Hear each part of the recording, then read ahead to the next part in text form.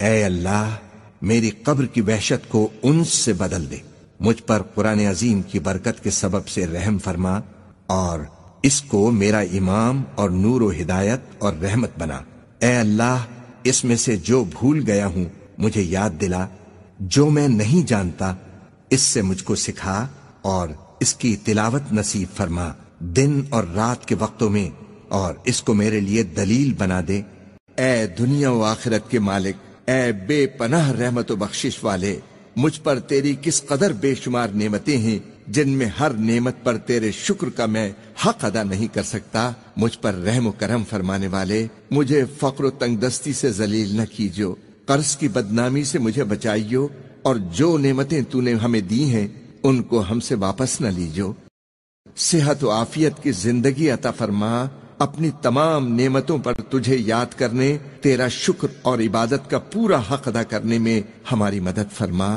ہر قسم کے شر و فساد اور اس زمانے کے ہر فتنے سے میری اور تمام مسلمانوں کی حفاظت فرما، تو ہی اپنے بندوں پر رحم فرمانے والا ہے۔ اے اللہ ہمیں ہدایت نصیب فرما، ہمارے ظاہر و باطن کی اصلاح فرما تاکہ ہم گمراہیوں سے دور رہیں، اور ان مقبول بندوں میں ہمیں شامل فرما جو سچے دل سے ایمان لائے۔ تو پاک اور بے عیب ہے، ہم تیری نعمتوں کا شمار نہیں کر سکتے، ہم تیری نعمتوں کے شکر کا حق ادا نہیں کر سکتے۔ تو ہی سب سے زیادہ رحیم و کریم ہے اور ہر مانگنے والے کو سب کچھ دینے والا ہے۔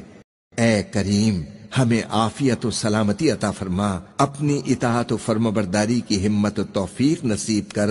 ہماری یہ زندگی تیری امانت ہے، اس لیے برحق دین اسلام پر ایسی حالت میں ہم تیرے سامنے حاضر ہوں کہ تو ہم سے ہر طرح خوش اور راضی ہو۔ تیرے سوا میرا کوئی مالک نہیں، میرا کوئی پالنے والا نہیں، اور تیرے سوا کوئی عبادت کے لائق نہیں۔ اے اللہ تو ہی آسمانوں اور زمین کا بنانے والا ہے اور دنیا و آخرت میں ہمارا مالک و مددگار ہے۔ اس تمنا کو قبول فرما کہ سچے مسلمان کی طرح ہمارا انجام بخیر ہو، تیرے نیک اور مقبول بندوں کی رفاقت حاصل رہے۔ تو نے ہر چیز کو اپنی رحمت میں لے رکھا ہے، تو ہر چیز سے باخبر ہے۔ تیری بتائی ہوئی راہ پر ہمیں ہمیشہ چلنے، گناہوں سے بچنے اور توبہ کرنے کی توفیق عطا فرما۔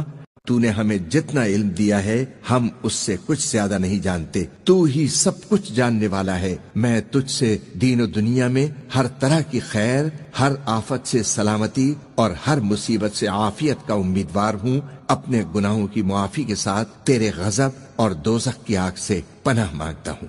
اس کلمے پر میری زندگی ختم ہو۔ اشہد ان لا الہ الا اللہ وحدہ لا شریک لہ وَأَشْهَدُ أَنَّ مُحَمَّدًا عَبْدُهُ وَرَسُولُهُ۔ آمین ثم آمین۔